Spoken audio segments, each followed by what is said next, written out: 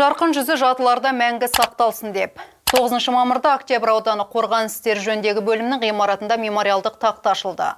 Аты аңызға айналған майдангер Нина Николаевна Сорокинаның рухына тағзым етілді. Ол өткен жылдың қыркүйегінде 102 жасында өмірден озған қарт майдангер. Нөсер үздіксіз жаңбырға қарамастан адамдар таңертең Майқұдықтағы әскери комиссариат ғимаратына жетті. Бұл әскерилер қала тұрғындары, аудан мен қала әкімшілігінің қызметкерлері. Аты аңызға айналған Нина Николаевна Сорокинаның есімін мәңгілікке қалдыру туралы мәселе тіпті талқыланбады. Шешім бір ауыздан қабылданды. Осы қалада соғыс жылдарындағы батырлық қызмет үшін білген және құрметтеген.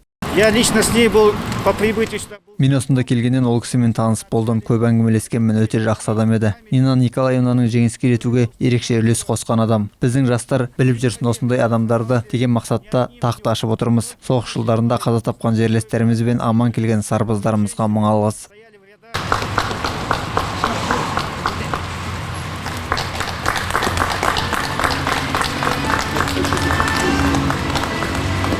Мемориалды тақтада соғыс жылдарында әскери дәрігер болған Нина Сорокинаның фотосуреті бейнеленген. Оның бұл бейнесі өзі құтқарып қалған жүздеген сарбаздың жадында сақталған. Қарағандылықтардың да жадында сол қалпында қалады. Этот памятный доску.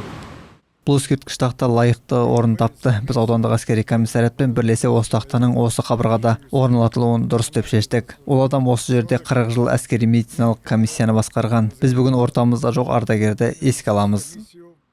Нина Сорокина 1919 жылы 26 қаңтарда Воронеж облысында император полкының бұрынғы гвардияшысының отбасында дүниеге келді. 1941 жылы медицина институтын бітіріп, кейін Алтай өлкесінде учаскелік дәрігер болып жұмыс істеді. Отан соғысы басталғанда брондауға қарамастан майданға қатты сұрана бастады. Дәрігер қыз 4-ші рет сұранғанда майданға жіберілген. 1942 жылдың мамыр айында 315-ші мототұққыштар дивизиясының 362-ші атқыштар полкіне кіші дәрігер лауазымына қабылданды. Жауынгерлік жылдары Сталинград майданында өтті. Дон оңтүстік және 4-ші Украин майдандарының құрамында соғысқан. Майданда Украина мен Қырымды азат етуге қатысты. Әскери дәрігер жараланған жүздеген жауынгердің өмірін құтқарды.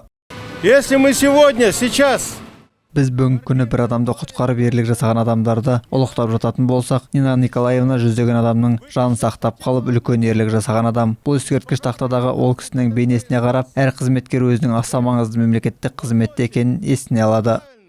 Сорокина бірінші дәрежелі отан соғысы орденімен жауынгерлік еңбек үшін Сталинградты қорғаған үшін 1941-1945 жылдары Ұлы Отан соғысындағы Германияны жеңген үшін медальдарымен марапатталды. Бейбіт уақытта жауынгерлік наградаларға еңбек қызыл ту орденімен еңбек ерлігі үшін ел қорғаны медальдары қосылды. 1950 жылы Нина Сорокина Қарағандыға келіп, соңғы күндерге дейін тәуелсіз Қазақстанның игілігі үшін қызмет етті.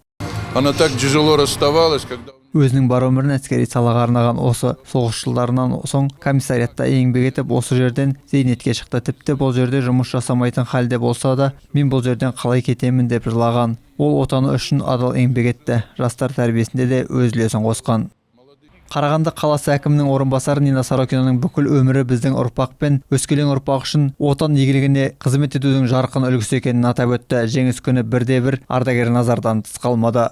бүгін енді мына үлкен шара, біз мына тақта ашып отырмыз, біздің ардагеріміз Сорокина Нина Николаевнаға. Сорокина Нина Николаевна бүгін қарағандылықтарға үлкен тұлға, үлкен өмір өткен, еңбек өмір өткен. Осы ғимаратта мына Октябрь ауданының военкоматында қанша жыл жұмыс істеп, 74 жылы зейнетке шыққаннан кейін де қоғамдық жұмыста, қоғамдық жұмысының алдында болған осы кісі.